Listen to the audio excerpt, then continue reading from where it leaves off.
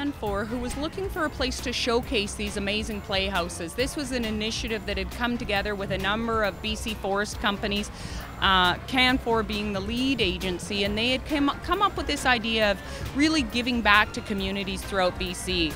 And so there was 8 forest companies partnered with 8 architectural groups that designed the homes. We just thought it was just such a great fit that we were so excited to be the only place where the public could come out and enjoy and experience and really see the quality and the construction and the amazing tribute to the BC forest industry, and at the same time learn a little bit more about Habitat for Humanity, who is the charity that's receiving the funds, as well as the companies that are involved in this project. We had architectural firms. Canfor went out and approached them, and every single one just jumped at it and said that they were so excited. And in talking to a lot of the architects who've been on site to see their own structure completed as well as everybody else's, what they say is that so often they work on more structured type endeavors to be able to have the whimsy of really trying to build something that would appeal to children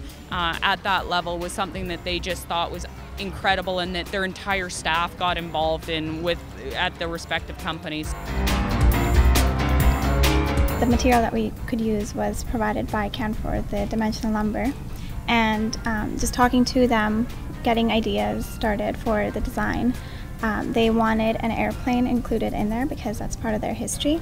So that's where the idea for the airplane came up, and it just kind of went from there. It was difficult just because we were building it for kids, and it would be kids who would be using it at the end. So just keeping in mind that kids don't always use things the way we intend for them to use it, and always reminding ourselves, whatever decisions we were making, that it wasn't just the visual aspect, it was also the tactile experience that we had to consider, because looking is not always enough for kids. They have to touch and feel. It's built in a very different way with the CLT panels. The plane is the coolest, but everything else, the slide and the vertical panels, adds to it as well. It was difficult, but also a really great experience, because difficult in terms of just dealing with the other sort of issues that were coming up during the construction and keeping that in mind, but also interesting and a really great learning experience, because this was something we had never done before, and we'd always sort of worked within our own department and our own sort of group, but having people from different disciplines and having their expertise and their contribution in it was really great. It kind of made it richer and made it even better.